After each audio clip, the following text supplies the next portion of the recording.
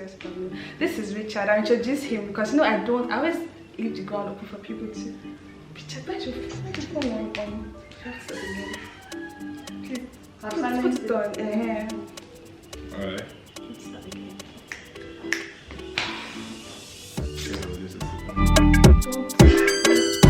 Hey guys, what's up? Welcome back to my YouTube channel. It's your girl Tiff. What's going on? So like I always say, first of all, introductions. My name is, for those of you that don't know me, I can't believe you don't know me by now because I'm kidding. My name is Tiffany Reka and I'm a Nigerian based in Ghana YouTuber. And I know that this topic seems very serious and some people next to me, beside me, are laughing. I don't understand why. Familiarity. Anyways guys, normally I leave people to introduce themselves, but this introduction I'm going to do by myself.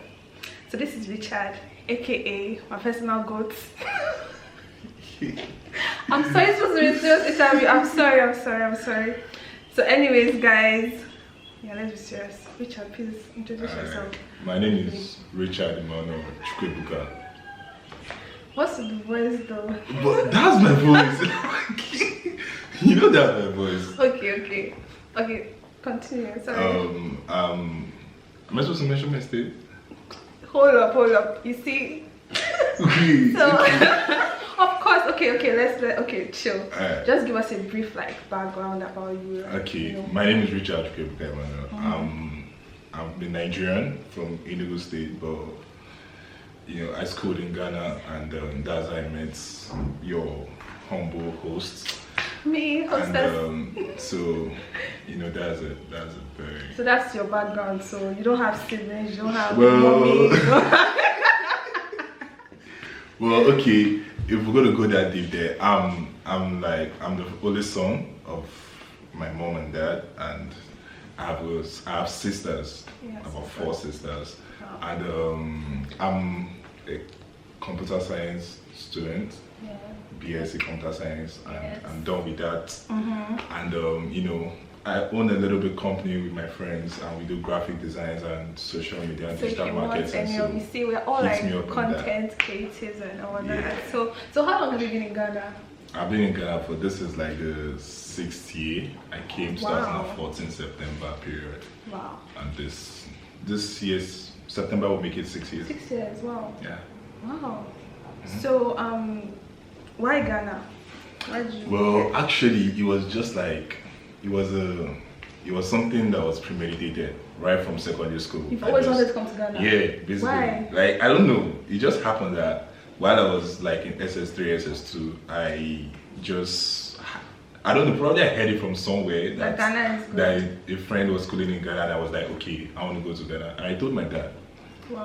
And he was like, okay, no problem, you're going to go. So you not see America, London. No offense, so all those nice places. Ghana. But it was just like, well, there was those options too, but then again, if there was a chance, to do it differently, I would have gone for those other places. Wow. But So you're done with uni now. So what are you currently doing in Ghana? currently, I'm just chilling and working. These are the people. These are the Nigerians that are chopping the Ghana money, chopping your girls, chopping your money. Please, I don't do that. I'm But kidding. for real though, seriously, I came back February before the corona started.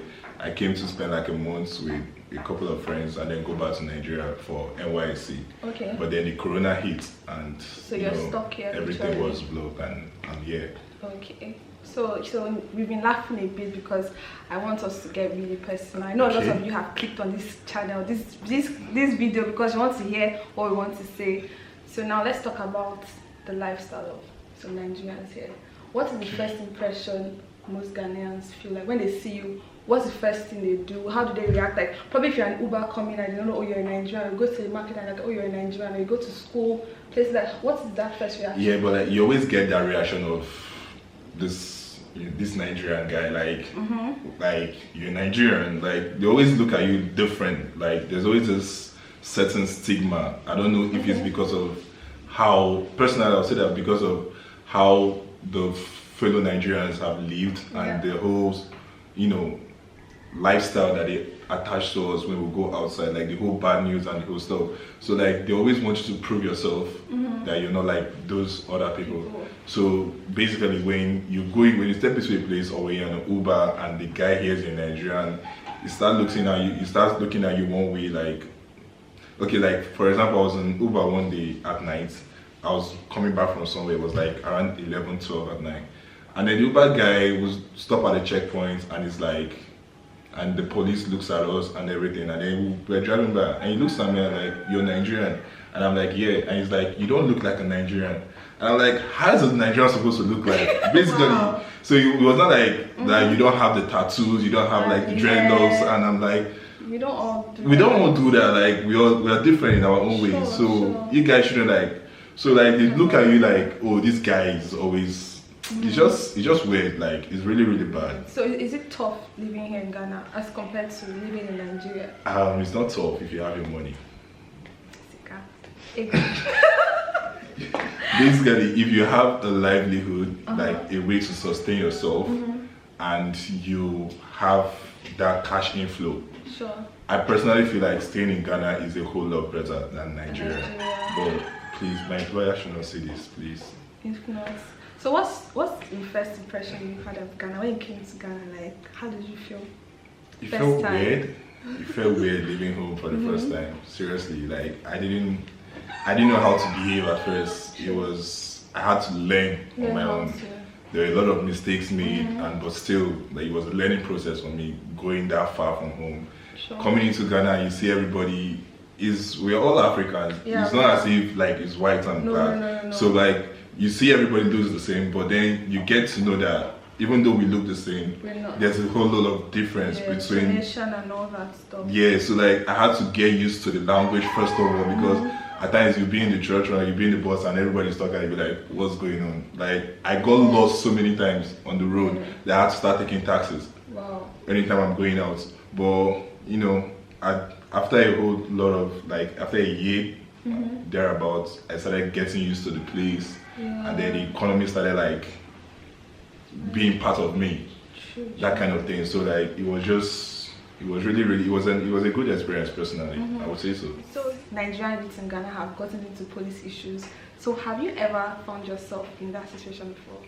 As reckless as I've been. You never have. Thank God. Because you don't have the tattoos and hair. Thank God I've never been like personally. It's never happened to me.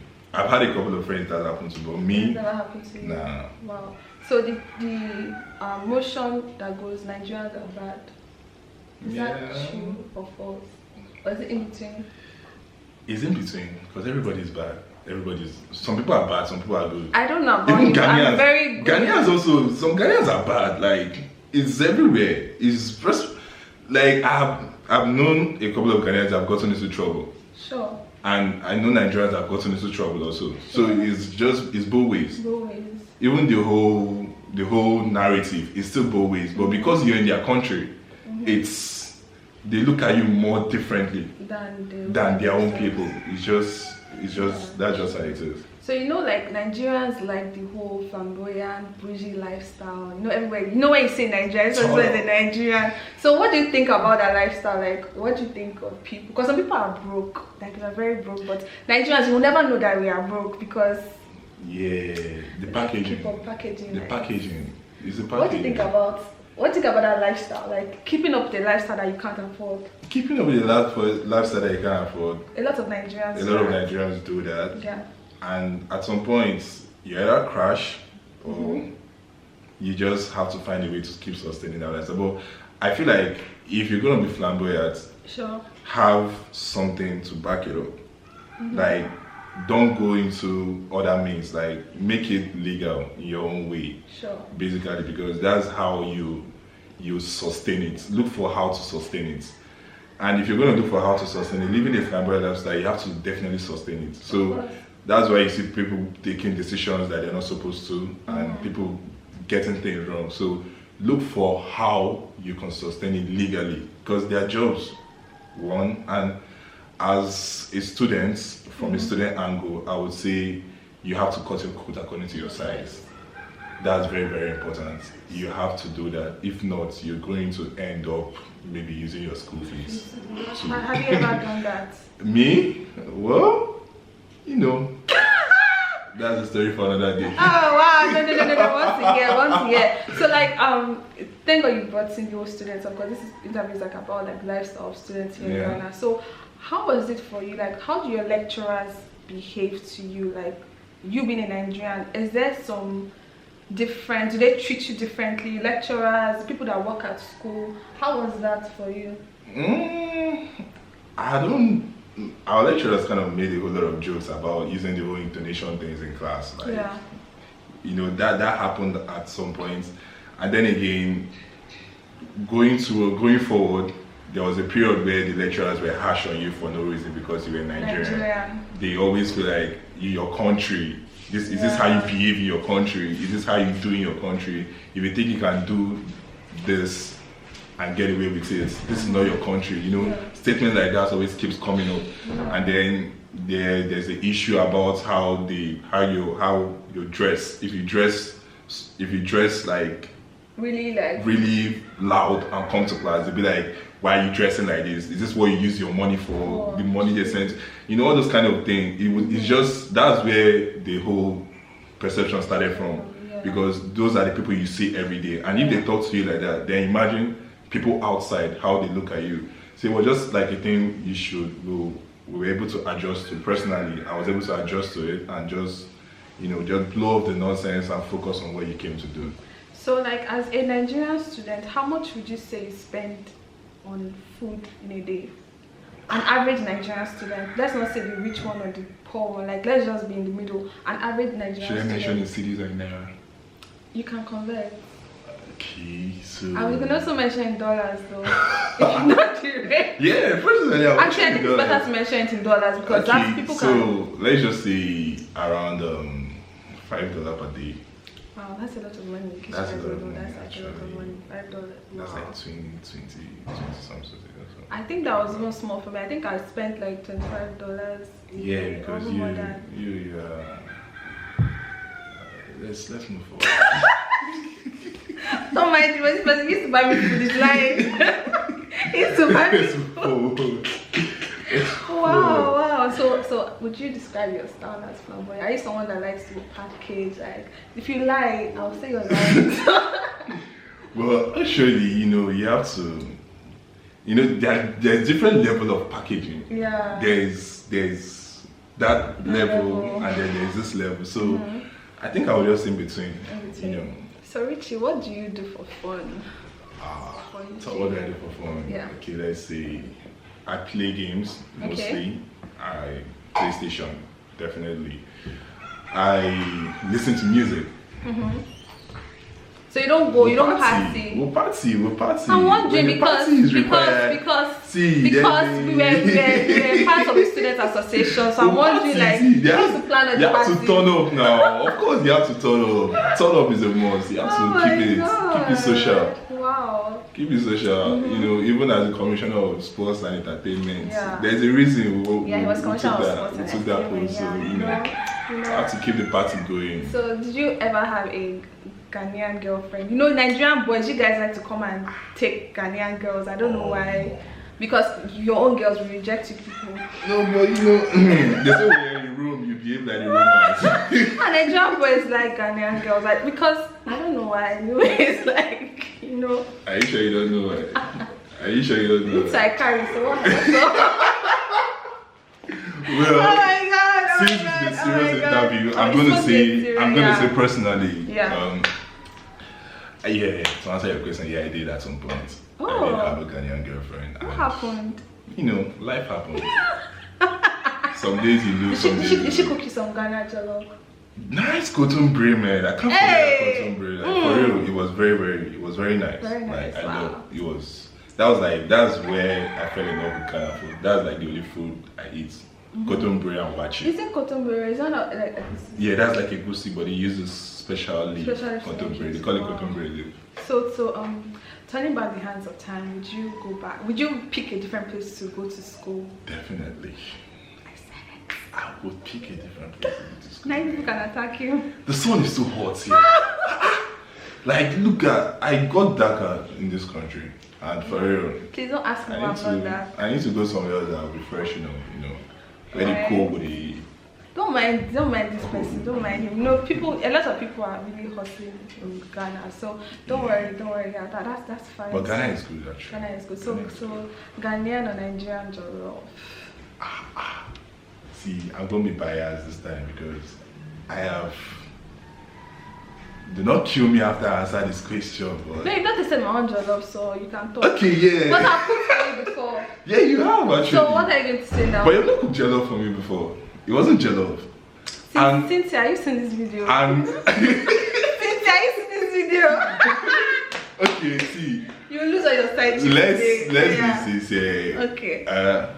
Ghanaian jollof has the perfume rice has there's this feeling to it, and over time I have come to appreciate it more than Nigerian